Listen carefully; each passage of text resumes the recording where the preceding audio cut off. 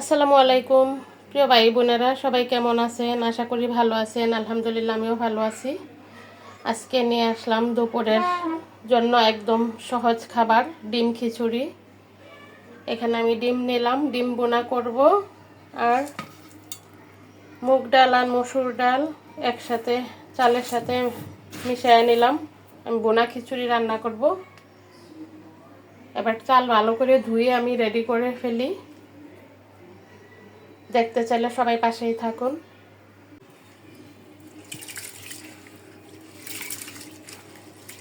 চাল ডাল একসাথে ভালো করে কষলাইয়া ধুইতে হবে।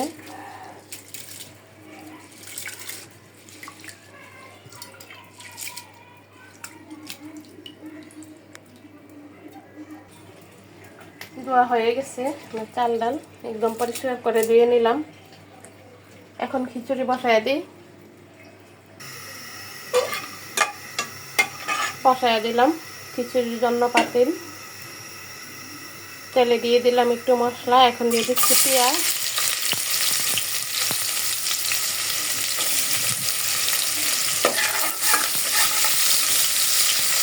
পেঁয়াজটা একটু বাদামি হলে চাল ডাল একসাথে ধুয়ে রাখা সব উপকরণ দিয়ে দিব।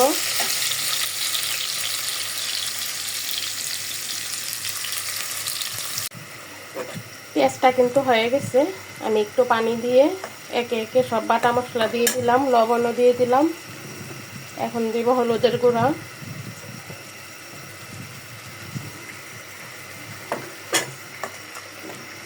মশলাটা ভালো করে কষায় আমি ধুয়ে রাখা চাল ডাল দিয়ে দিব।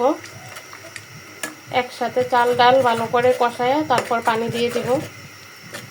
এই বোনা খিচুড়ি পানিটা একটু মাইপা দেওয়ার চেষ্টা করবেন, কারণ এটা কিন্তু পোলাওয়ের মতোই, নরম হলেও ভালো লাগে না, আবার বেশি শক্ত থাকলেও ভালো লাগে না। তাই চাল ডাল যতটুকু দেন তার ডাবল পানি দেওয়ার চেষ্টা করবেন।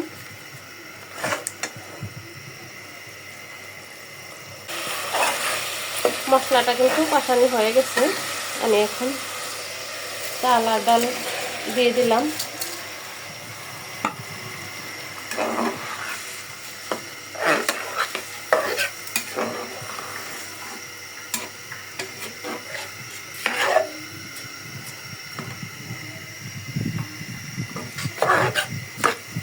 চালের সাথে একটু পানি রয়ে গেছে, সমস্যা নেই, কষানিতে শুকায় যাবে।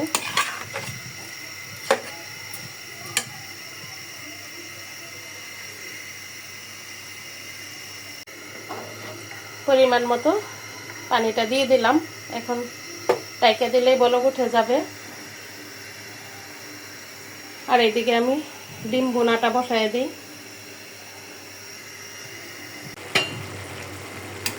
খিচুড়ি প্রায় হওয়ার পথে, শুকনাই পড়ে গেল।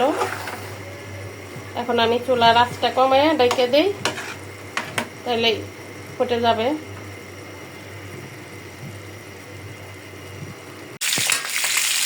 খিচুড়ি নামায় আমি ডিম বোনাটা বসাই দিলাম। ডিমগুলো আগে আগে ভাজিয়ে নিই।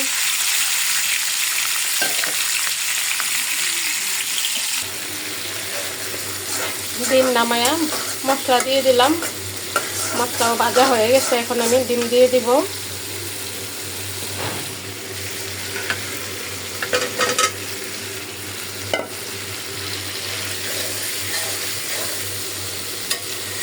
অল্প করে একটু পানি দিয়ে দিই।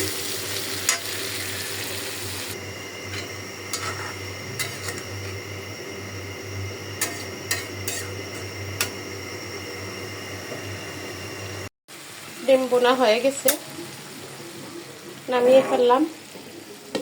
একদম সহজ এবং সস্তা খাবার আজকে, বোনা খিচুড়ি আর ডিম, যাকে বলে ডিম খিচুড়ি।